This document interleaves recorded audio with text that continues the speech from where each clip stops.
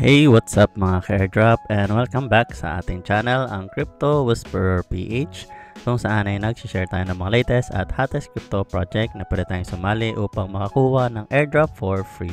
At kung hindi ka pa nakasubscribe ay mag-subscribe ka na para lagi kang updated sa ating mga future videos. So for today's video guys is update video lang tayo tungkol sa listing ni MergePal guys, no? So I think matutuloy na ang kanilang listing bukas, so that will be February 12, 8 AM UTC. So check natin yung kanilang Telegram page. So from yesterday na nagpost tayo tungkol kay MergePal guys, is ito guys, no, yung huling huling post nila. And then nagpost ulit sila kahapon, so nagkaroon sila ng kumbaga claiming instruction para sa ating mga tokens guys, no. So meron lang mga good news and slightly bad news guys, no, tungkol sa kanilang listing, dahil yung ating coins guys na dapat makukuha na 100% is ginawa nilang 10% lang ang kanilang i-release guys. This coming listing nila guys, no, bukas is, so halimbawa meron kang 100k MergePal, ang makukuha mo lang at makiklaim is nasa 10,000 lang guys, no. So 10% lang ng inyong total allocation ang makukuha tomorrow guys, no. So meron silang instruction dyan, mamaya papakita rin din natin yan. And then ito nga guys, no, yung kanilang merge claim update. So nagkaroon sila ng vesting dito guys, no. So makikita nyo yan dito kung nakasali kayo sa kanilang Telegram page. Pero tingnan na rin natin guys, no.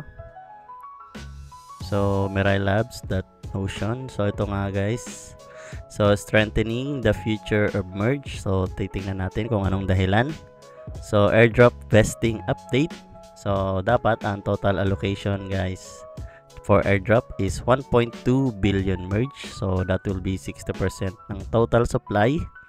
So ang ginawa lang nila, ang initial unlock is 10%, so available at the launch. So magiging 120 merge token lang ang magiging available para sa atin guys, no. So yung circulating is di ko pa na-check kung ilan ang circulating supply. So I think sa airdrop lang naman ang magkakaroon ng unlock. Then sa vesting, remaining 90% or 1.08 billion merge are ma-unlock over 9 months guys, no.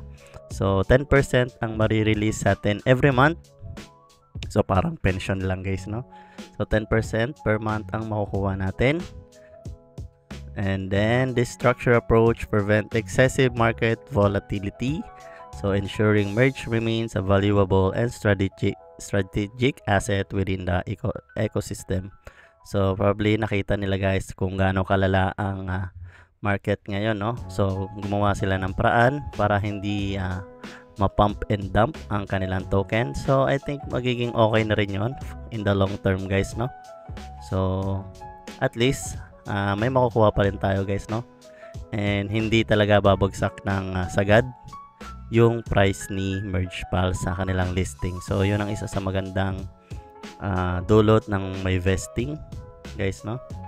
And then ito na nga, a sustainable and thriving ecosystem. So strategic growth and utility expansion and longevity. So ayun guys, no, yun yung dahilan kung bakit may vesting si MergePal guys, no. And then next, so announcement ulit sila, nag-invest si Ton Ventures, which is good news din guys, no. So nagkaroon ng investment si Ton Ventures kay MergePal, so good news yan. And then ewan ko kung natapos na to. So 11 AM EST, Eastern Standard Time. So hindi ko pa na-check yan. So mayroong parang AMA talks with the CEO Corey Wilson. So titingnan natin guys, no, kung natapos na yan. And then ito ang isa sa pinakamagandang update nila ngayon lang guys, no. So Merge is heading to MEXC. merge is heading to MEXC guys, no? So trading opens with the merge to USDT pair guys, no? So parehas sila ng listing date kay merged guys, no? So sabay. So ayun nga, February 12, 2025 and 8 AM USDC yan guys. And kung gusto mo magkaroon ng exclusive bonus is ayun guys, no? Deposit a minimum $100 plus into a new MEXC account guys, no? So new account lang, pasok ang promo na ito. Then ayan, basahin nyo na lang kung interesado kayo.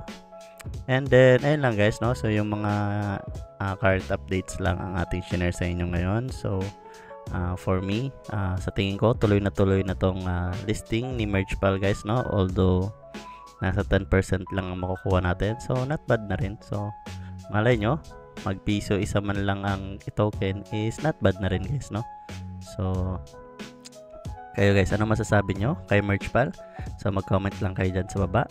And kung nagustuhan mo ang ating video for today is don't forget to give it a like at mag-subscribe ka na rin para lagi kang updated sa ating mga future videos. So see you sa next video. Peace!